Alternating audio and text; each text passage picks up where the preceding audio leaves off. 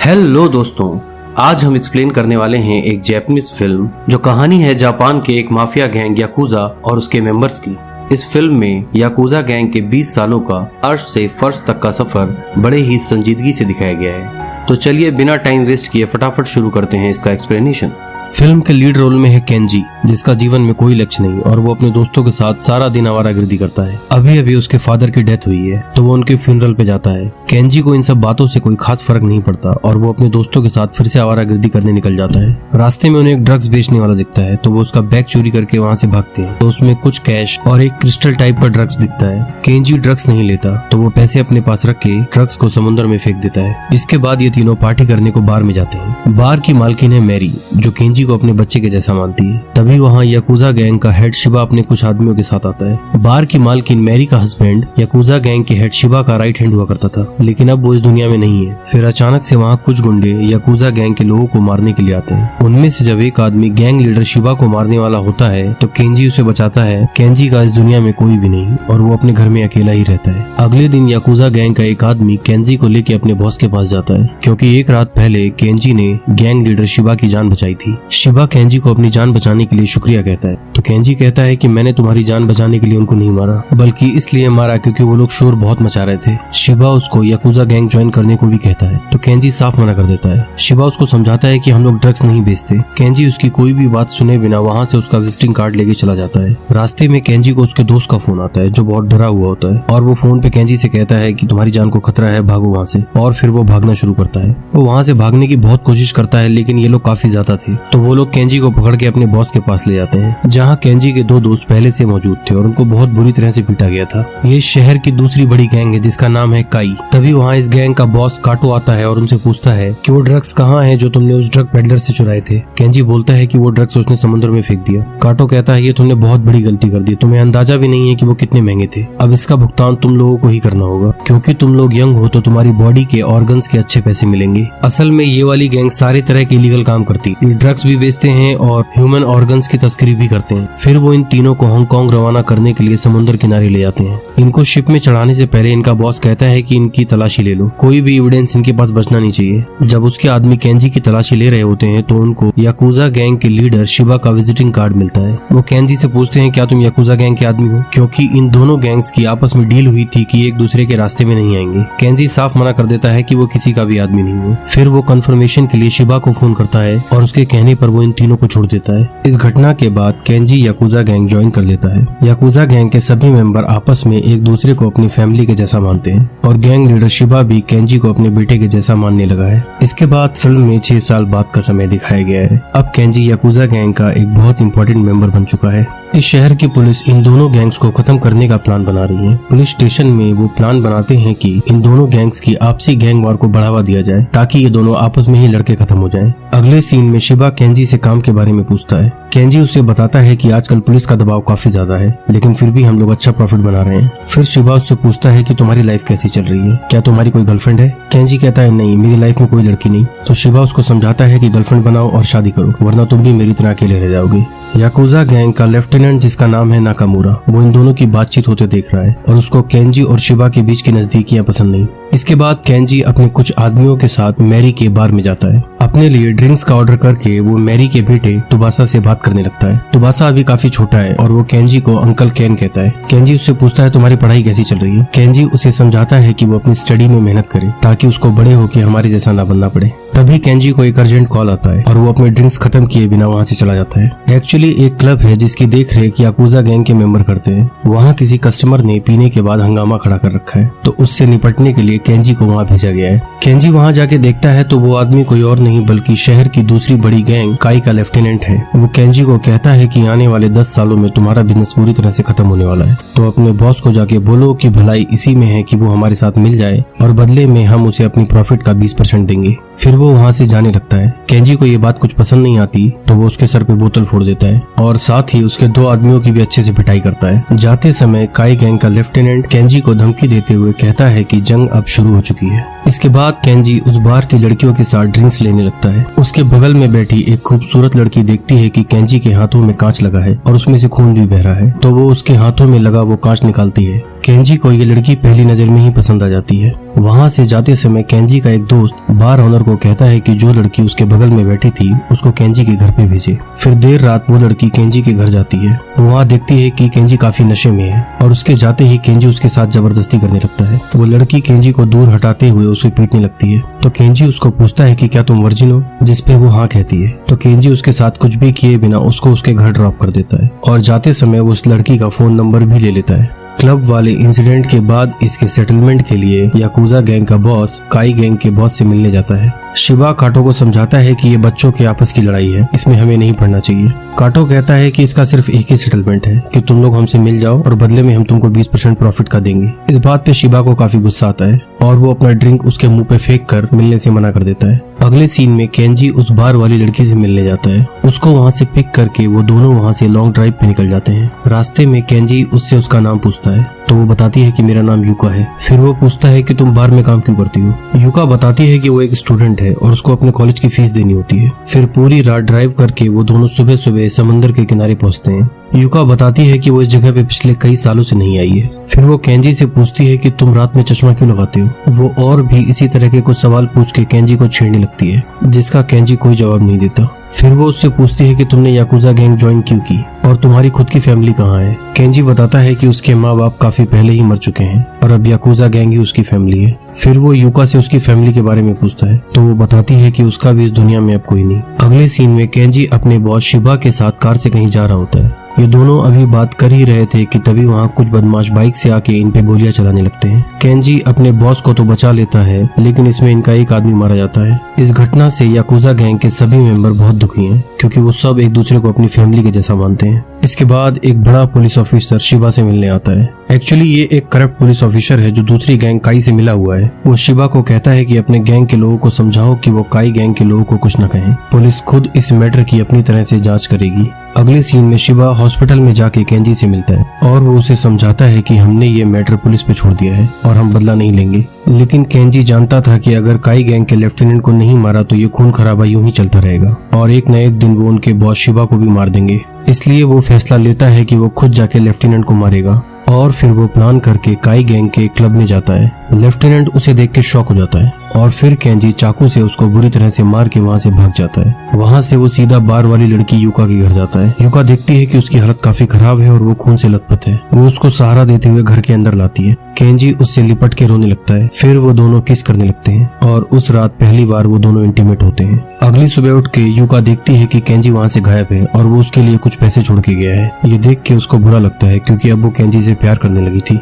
इसके बाद केंजी अपने बॉस शिबा के पास जाता है। शिबा अभी काफी इमोशनल है, क्योंकि उसे पता है केंजी बहुत लंबे समय के लिए जेल जाने वाला है। शिबा केंजी को गले से लगाता है और कहता है, तुमने इस पिता का सीना गर्व से चौड़ा कर दिया। इसके बाद पुलिस केंजी को वहाँ से ले जाती है और अदालत केंजी को 14 साल की सजा सुनाती है। इसके बाद फिल्म में 14 साल बाद का समय दिखाया गया है। ये वो दिन है जब केंजी जेल से छूट के आया है। याकुजा गैंग का लेफ्टिनेंट नाकामुरा उसको लेने आया है। वो उसको लेके अपने बॉस शिबा के पास जाता है। शिबा अब काफी बूढ़ा हो चुका है। वो केंजी का वेलकम बैक करता है और साथ ही उसको एक लिफाफा देता है जिसमें कुछ पैसे थे। नाकामुरा केंजी के लिए कुछ कपड़े और एक सेलफोन भिजवाता है। केंजी कहता है, मुझे सेलफोन की जरूरत नहीं, वो मैं खुद खरीद लूंगा। लेकिन वो आदमी उसे समझाता है कि अब याकुजा गैंग के लोगों के लिए सेलफोन खरीदना कोई आसान काम नहीं। नए लॉज ऐसे हैं जिसने याकुजा गैंग के लोगों के नाक में दम कर रखा है। केंजी के पास अब भी अपनी गर्लफ्रेंड यूका का नंबर था, तो वो उसको कॉल करता है, लेकिन ये नंबर अब बंद हो चुका है। इसके बाद ये लोग गेट टुगेदर करते हैं जहाँ सिर्फ 4 लोग थे। केंजी इतना तो समझ चुका है कि याकुजा गैंग की हालत पहले से अब काफी अलग है। वो नाकामुरा से बॉस के बारे में पूछता है, तो वो बताता है कि 3 साल पहले उनको कैंसर निकला, जिसके इलाज का कोई चांस नहीं और वो कुछ महीनों के ही मेहमान है। वो केंजी को बताता है कि अब हमारे पास कोई टेरिटरी नहीं बची। उस करप्ट पुलिस वाले ने काटो के साथ मिलकर सारा खेल पलट दिया, तो अब हमारे पास कुछ भी नहीं बचा। इसके बाद केंजी अपनी पुरानी बार वाली आंटी मैरी के यहाँ जाता है।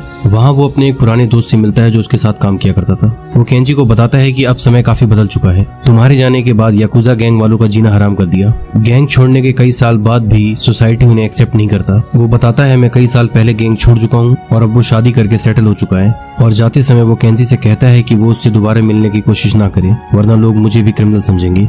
मैरी का बेटा तुबासा अब बड़ा हो चुका है और वो भी उसी रास्ते पे है जिस पे कभी केंजी हुआ करता था। वो जब केंजी के साथ शहर की गलियों से गुजर रहा था तो लोग उससे भी वैसे ही डर रहे थे जैसे कभी केंजी से डरा करते थे। वो भी केंजी की ही तरह क्लब में कस्टमर से डील किया करता था। केंजी को ये सब देख के बहुत दुख होता है क्योंकि वो कभी भी नहीं चाहता था कि तुबासा उसके जैसा बने। तुबासा केंजी को बताता है कि उसके फादर भी याकुजा गैंग के लिए काम करते थे। क्या आप उन्हें जानते थे? केंजी कहता है नहीं। फिर वो बताता है कि वो भी अब याकुजा के लिए ही काम करता है और ये लोग अब वो काम भी करने लगे हैं जो पहले नहीं किया करते थे। इसके बाद केंजी नाकामुरा से मिलकर पूछता है कि हम लोग अब किस तरह का काम करते हैं। नाकामुरा से मिलकर उसे पता चलता है कि अब वो लोग ड्रग्स की सप्लाई भी करने लगे हैं। ये बात केंजी को पसंद नहीं आती तो वो नाकामुरा को अपने गैंग के पुराने नियम बताने लगता है, जिसपे गुस्सा होकर नाकामुरा उसे मारने लगता है और बोलता है कि तुम्हारे जेल जाने के बाद यहाँ क्या हुआ तुम्हें कुछ भी नहीं पता। हम पे पुलिस ने इतनी पाबंदियां लगा दी कि अब हमें मजबूर होकर ये काम करना पड़ा। और इस बात पे ये दोनों लड़ने लगते हैं। फिर थोड़ी देर में ये दोनों शांत होते हैं और एक दूसरे को सॉरी बोलते हैं। केंजी का एक आदमी उसको फोन करके बताता है कि उसकी गर्लफ्रेंड यूका का पता चल चुका है।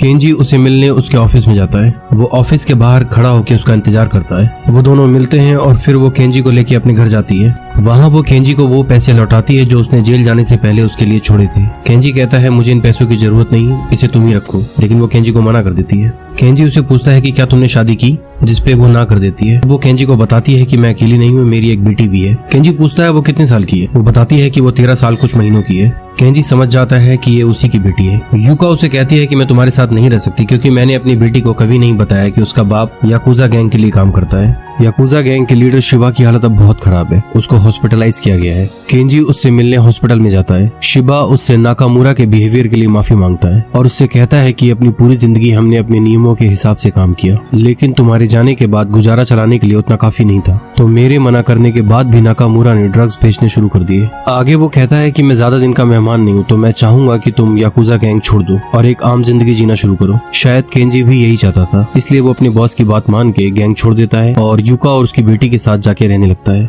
केंजी और यूका अब काफी खुश हैं। यूका ने अपनी बेटी को ये बात नहीं बताई कि यही आदमी उसका फादर है। उसको लगता है ये आदमी मेरी मॉम का बॉयफ्रेंड है। एक दिन जब केंजी अपनी बेटी को स्कूल ड्रॉप करने जाता है तो उसकी बेटी कहती है कि मुझे नहीं पता आप कौन हैं, लेकिन जब से आप आए हैं मेरी मॉम काफी खुश है। तब उसकी बेटी उससे पूछती है कि क्या आपको पता है कि मेरे फादर कौन है। यूका ने केंजी को ये बात बताने को मना किया था तो इसलिए वो कुछ नहीं कहता। दूसरी तरफ काई गैंग का बॉस काटो तुबासा को मिलने के लिए बुलाता है। वो उसकी तारीफ करता है और उसे समझाता है कि याकुजा गैंग के लिए काम करना बंद करो। वो गैंग अब पूरी तरह से खत्म हो चुकी है तो बेहतर होगा कि तुम अब हमारे लिए काम करो। तुबासा उसकी बात को कुछ खास सीरियस नहीं लेता और उसके ऑफर को ठुकरा देता है और साथ ही वो ये भी कहता है कि बूढ़े इंसान तुम्हारा टाइम खत्म हो चुका है। जब तुबासा वहाँ से जाने लगता है तो काटो उससे कहता है कि तुम भी तुम्हारे बाप की मूरा के जैसे हो और शायद तुम्हारा भी वही अंजाम होगा जो उसका हुआ था। आम जिंदगी जीने के इरादे से केंजी अपने पुराने दोस्त के साथ एक जॉब ज्वाइन कर लेता है। एक दिन ये दोनों लंच कर रहे होते हैं। वहाँ पर एक तीसरा आदमी भी होता है जो इनका कलीग है। वो इन दोनों से याकुजा गैंग में बिताए इनके पुराने समय के बारे में भी पूछता है। असल में वो याकुजा गैंग के लोगों की काफी रिस्पेक्ट करता था और साथ ही वो इन दोनों का एक फोटो भी ले लेता है। दूसरी तरफ वो करप्ट पुलिस ऑफिसर तुबासा से मिलकर उसको धमकी देता है क्योंकि वो शुरू से ही काटो से मिला हुआ है। तुबासा उसे अपने फोन में एक फोटो दिखाता है जिसमें वो काई गैंग के लोगों से रिश्वत ले रहा है और उसे वार्न करता है कि अगर तुम मेरे रास्ते में आए तो मैं इस फोटो को इंटरनेट पे वायरल कर दूंगा। फिर वो उससे अपने फादर के बारे में पूछता है और यहाँ उसे पता चल जाता है कि उसके फादर को काई गैंग के बॉस काटो ने ही मारा था। इसके बाद हमें दिखाया जाता है कि केंजी और उसके दोस्त की फोटो इंटरनेट पे वायरल हो चुकी है क्योंकि जिसने वो फोटो क्लिक की थी उसने वो फोटो अपने किसी फ्रेंड को सेंड की और उसमें उसने याकुजा के साथ केंजी का कनेक्शन, उसकी गर्लफ्रेंड यूका और उसकी बेटी के बारे में भी बात की और ये पूरी चैट अब लीक हो चुकी है। अगली सुबह जब यूका अपने ऑफिस जाती है तो उसका बॉस उसको अपने ऑफिस में बुला के कुछ प्रिंट आउट देता है जिसमें वो सारी चैट थी और उसे काम से निकाल देता है क्योंकि इस दौर में याकुजा गैंग वालों से किसी भी तरह का कनेक्शन होना एक अपराध है। केंजी का दोस्त उस फोटो लेने वाले की पिटाई करता हुआ कहता है कि तुम्हें नहीं पता तुमने कितनी बड़ी गलती कर दी। तभी वहाँ वो करप्ट पुलिस ऑफिसर भी आता है। केंजी गुस्से में उसकी तरफ मारने के लिए बढ़ता है लेकिन उसके साथ का ऑफिसर उसे बचा लेता है। केंजी उसे कहता है कि मुझे शुरू से पता है कि ये सब कुछ करने वाले तुम ही हो। इसके बाद वो अपने घर जाता है जहाँ यूका बहुत गुस्से में बैठी है। वो रोते हुए उससे पूछती है कि तुम हमारी जिंदगी में वापस क्यों आए।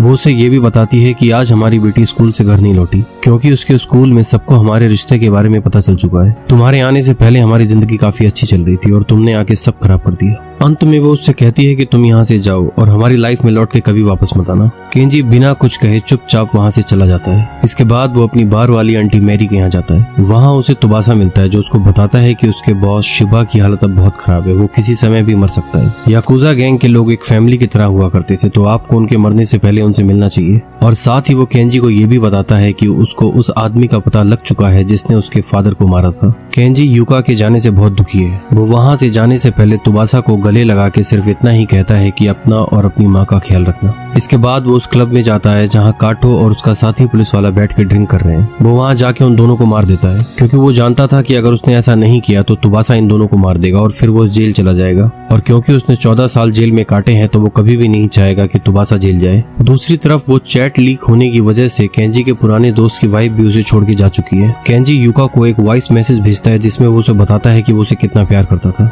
वो जेल से लौटने के बाद युका और अपनी बेटी के साथ एक नॉर्मल जिंदगी जीना चाहता था और एंड में वो युका की लाइफ में आई इन सारी परेशानियों के लिए उससे माफी मांगता है। ये सब होने के बाद केंजी समंदर किनारे उसी जगह पे जाता है जहाँ वो अक्सर जाया करता था। तभी उसका पुराना दोस्त जिसकी वाइफ उसे छोड़ के जा चुकी है उसको आके पेट में चाकू मार देता है और चाकू मारते हुए वो केंजी से कहता है कि इन सब चीजों के लिए तुम ही जिम्मेदार हो, तुम्हें जेल से लौट के कभी भी यहाँ नहीं आना चाहिए था। केंजी अपना बचाव नहीं करता और मरने से पहले उसे गले लगा के सिर्फ सॉरी कहता है और इसके बाद वो समंदर में डूब के मर जाता है। इसके कुछ महीनों बाद तुबासा अपने अंकल केंजी की याद में उसी जगह पर होता है। वहाँ केंजी की बेटी भी आती है और वो तुबासा से पूछती है कि क्या तुम भी एक याकुजा हो, जिस पे तुबासा कहता है नहीं। फिर वो उससे पूछती है कि क्या तुम मेरे फादर को जानते थे, वो कैसे इंसान थे। ये सुन के तुबासा की आंखों में आंसू आ जाते हैं क्योंकि वो केंजी को काफी पसंद करता था और उसके फादर की मौत का बदला भी केंजी ने लिया ताकि तुबासा को जेल न जाना पड़े। और इसी इमोशनल एंडिंग के साथ ये